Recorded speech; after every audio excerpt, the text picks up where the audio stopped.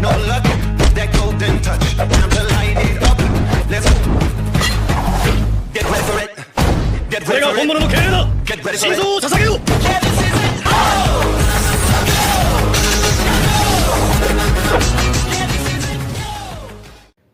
Episode के start में along बोलता है, देखा ये है एक फिशमैन का पावर। हम जब पैदा लेते हैं ना तभी से हमें ऐसी ताकतें होती है। तुम इंसान हमारा क्या ही मुकाबला करोगे। क्या कहा? मैं तुम जैसे इंसान से कभी नहीं हार सकता क्योंकि मैं किंग ऑफ पायरेट बनने वाला हूँ।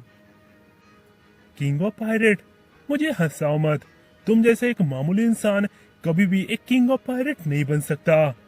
यह कहकर आलोंग दोबारा से अपने दांत से लूफी के ऊपर हमला करता है, जिससे लूफी बचकर उसे एक घूंसा मारता है।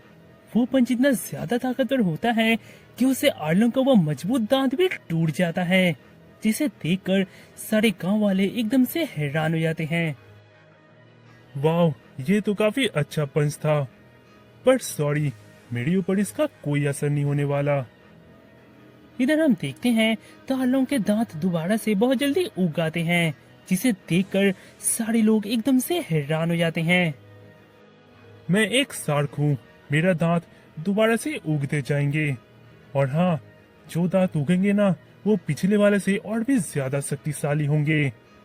देखा, यही है हम दोनों में डिफरेंस। क्या एक इंसान ऐसा कर सकता है? यह कहकर आलोंग अपने दो दांतों को तोड़कर अपने दो हाथों में रख लेता है और लूफी के ऊपर एक बहुत ही अमेजिंग अटैक करने वाला होता है। इधर लूफी को अचानक एक आइडिया सूझता है। इधर आलोंग अपने दांत से लूफी के ऊपर हमला करने जाता है, पर लूफी उन अटैक से बचकर उसे एक जोरदार किक मारता है और आलोंग का दोबारा से और एक दांत टूट जाता है। मैंने कहा ना, मेरे दांत कितनी ही बार क्यों ना टूट जाए, वो दोबारा से बहुत जल्दी उगाएंगे। नहीं, मैं तो बस तुम्हारा दांत लेने वाला था। देखो, अब मेरे पास भी तुम्हारे जैसे दांत हैं। आखिर कब तक तुम मेरे साथ मजाक करने वाले हो? यह कहकर आलोंग सर बहुत ही गुस्से से लूफी के ऊपर हमला करता है और एक अटैक लूफी को लगते ही लूफी बहुत ही दर्द से चिल्लाने लगता है।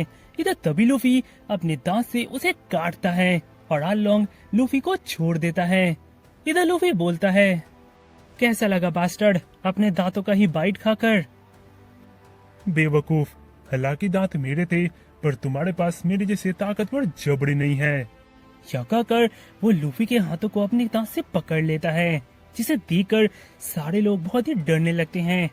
इधर हम देखते हैं तो उस हमले को झेलकर लूफी आलोंग को उठाकर ही पटक देता है और अपने आप को किसी तरह उससे छुड़ा लेता है। उसके बाद लूफी उठकर देखता है तो वहाँ पर आलोंग नहीं होता। इधर नामी उसे बताती है कि आलोंग पानी के अंदर चला गया है। इधर हम देखते हैं तो आलोंग पानी के गहराइयों में जा रहा होता है और वो अपने मन में बोलता है, एक बार अगर मैं पानी में आ गया तो मेरा स्पीड डबल हो जाता है।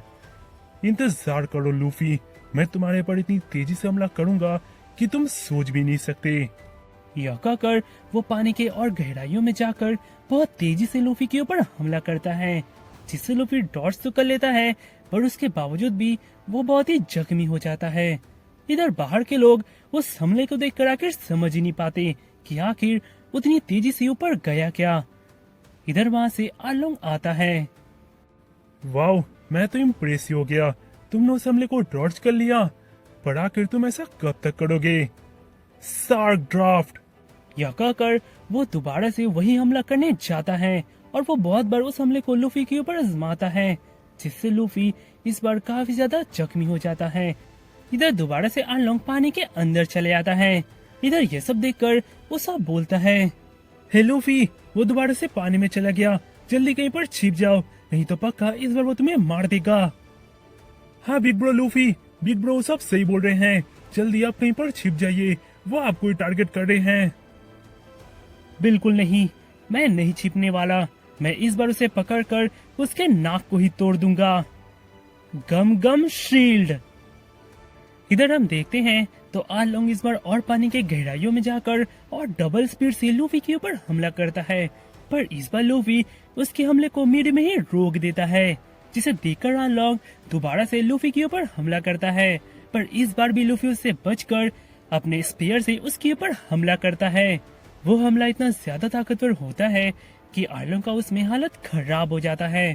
पर इधर हम देखते हैं तो आर्लोंग गुस्से से उठता है और लूफी को पकड़कर उसे घुरा कर दूर पटक देता है और एक रूम को तोड़कर अपना एक हथियार निकालता है।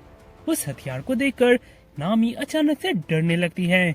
इधर आर्लोंग उस हथियार से लूफी के ऊपर हमला करने जाता है, पर लूफी एक रूम को तोड़कर उससे बच जाता है। इधर हम देखते हैं तो उस रूम को देखकर नामी अचानक से घबराने लगती है। इधर आर्लोंग भी उस रूम में आकर बोलता है, अब तुम कहाँ भागोगे रबड़? लगता है यहीं पर तुम्हारी मौत होने वाली है। ये किस तरह का रूम है? चारों तरफ पेपर ही पेपर रखे हुए हैं। ये मामूली पेपर नहीं है, ये मैप है जिसे नामी ने बनाया है। ये वही रूम है जहाँ मैंने 8 साल नामी से सी मैप बनवाए हैं। और कहना पड़ेगा ये मैप इतने एक्यूरेट है कि मैं इसे कहीं भी जा सकता हूँ, समुद्र को समझ सकता हूँ, वेदर को समझ सकता हूँ। वो बहुत ही टैलेंटेड है, इसीलिए मैं उसे कहीं पर भी जाने नहीं दे सकता। वो हमेशा मेरे लिए ही काम करेगी। बेवकूफ, नामी हमारी नेविगेटर है और मैं तुम्हारे हवाले उसे कभी नहीं करूंगा। क्या कहा? तुम उसे मेरे हवाले नहीं करना चाहते हो? तो तुम उसे लेकर क्या करोगे? एक मामूली से बोट का उसे नेविगेटर बनाओगे? बेकार। मैं उसे अच्छी तरीके से यूज कर सकता हूँ। उसके पास वो कला है जो इस दुनिया में बहुत ही कम लोगों के पास होता है। उसे भगवान ने एक गिफ्ट दिया है, मैप बनाने का गिफ्ट। वो किसी भी चीज को बहुत ही एक्यूरेट से बना सकती है। उसके सहारे मैं आर्लोंग एम्पायर बना सकता हूँ, इस दुनिया में राज कर सकता हूँ। बताओ, क्या तुम मेरी तरह नामी को यूज कर सकते हो? इधर यह सब सुनकर लूफी बहुत ही ज्यादा गुस्सा हो जाता है और तभी वो एक झटके में उस हथियार को तोड़ देता है। इधर बाहर की ओर सब लोग ये सोचकर बहुत ही परेशान हो रहे होते हैं कि आखिर अंदर चल क्या रहा है। तभी अचानक उस रूम से एक डेस्क बाहर आता है, जिसे देखकर वहाँ के लोग समझ नहीं पाते कि आखिर वहाँ से एक डेस्क बाहर क्यों आ रहा है। इधर अंदर में हम देखते हैं तो लूफी उस पूरे रूम को डिस्ट्रॉय कर रहा होता है, वहाँ की चीजों को तोड़ रहा होता है। यह देखकर आर्लोंग उसके ऊपर हमला करते हुए बोलता है, ये सब डिस्ट्रॉय करना बंद करो रबड़। मैंने 8 साल नामी से काम कराकर ये सब हासिल किया है, ये मेरे एम्बिशन है। इधर लूफी उसके बावजूद भी उस रूम को तोड़ रहा होता है। इधर नामी ये सब देखकर अपने पास्ट के बारे में सोचने लगती है कि किस तरह आर्लोंग उससे हमेशा काम करवाता था, उसे टॉर्चर करता था। ये सब याद करके वो रोने लगती है और लूफी को थैंक्स कहती है। इधर दूसरी ओर हम देखते हैं तो आर्लोंग अपने दांत से लूफी को पकड़ लेता है, पर लूफी उसे छुड़ाते हुए बोलता है, अब मैं समझ गया कि नामी को कैसे बचाना है। अगर यही वो रूम है जिसने नामी को अटका कर रखा है, तो मैं इस रूम को ही डिस्ट्रॉय कर दूंगा, तुम्हारे आर्लोंग पहाड़ को ही डिस्ट्रॉय कर दूंगा। यह कहकर लूफी अपने पैरों को बहुत लंबा करके उस पूरे आर्लोंग पहाड़ को ही डिस्ट्रॉय करने जाता है। यह देखकर आर्लोंग अपने शार्क टूथ से लूफी के ऊपर हमला करता है, पर लूफी उस हमले को झेलकर अपने पैरों से आर्लोंग के ऊपर हमला करता है और आर्लोंग सीधा टॉप फ्लोर से ग्राउंड फ्लोर में चले आता है। वो अटैक इतना ज्यादा ताकतवर होता है कि उससे पूरा आर्लोंग पार्क डिस्ट्रॉय हो जाता है। इधर बाहर की ओर ये सब देखकर सारे लोग एकदम से हैरान हो जाते हैं और समझ नहीं पाते कि आखिर जीत किसकी हुई। इधर तभी लूफी उस चीज को तोड़कर बाहर आता है और चिल्लाकर बोलता है, हे नामी, तुम हमारी दोस्त हो, ये कभी भूलना मत। यह सुनकर नामी बहुत ही खुश होती है और आर्लोंग के हार जाने पर वहाँ पर एक खुशी की लहर दौड़ जाती है और सब लोग बहुत ही खुश हो रहे होते हैं। पर इधर इतने में वहाँ वो करप्ट ऑफिसर आता है। वाह, मैं तो इम्प्रेस हो गया। किसने सोचा था कि एक बिना नाम का पायरेट एक आर्लोंग को हरा देगा, वो भी एक फिशमैन को। चलो, ये तो मेरे लिए अच्छा ही है, क्योंकि अब आर्लोंग का सारा खजाना अब मेरा हो जाएगा और मैं आर्लोंग को नेवी के हवाले करके और भी ज्यादा बड़े पद पर चला जाऊंगा। अगर लोग खुश हो रहे हैं तो उन्हें डिस्टर्ब मत किया करो। यह कहकर वो नेवी ऑफिसर्स को बहुत ही आसानी से पीट देता है। इधर तभी वहाँ नामी आकर उसे बोलती है, हे ऑफिसर, जल्दी से आर्लोंग को भी अरेस्ट कर लो। और हाँ, आलोंग का सारा खजाना इन विलेजर्स का है, तुम्हारा नहीं। चुपचाप आलोंग को लेकर यहाँ से चले जाओ, नहीं तो हम लोग बहुत पीटेंगे तुम्हें। इधर यह सुनकर वो डर कर इसके लिए मान जाता है और तभी वो वहाँ से जाते हुए बोलता है, हे पायरेट, ये तुमने मेरे साथ अच्छा नहीं किया। तुमने एक नेवी ऑफिसर के ऊपर हाथ उठाया है, इसका अंजाम बहुत ही भारी होगा। तुम्हारा नाम लूफी है, राइट? और तुम इन सब के कैप्टन हो। ठीक है, मैं अभी ही तुम्हारे ऊपर एक इनाम लगाता हूँ, जिससे अब नेवी तुम्हारे पीछे पड़ जाएगी। मैं तुम्हें छोड़ने वाला नहीं हूँ।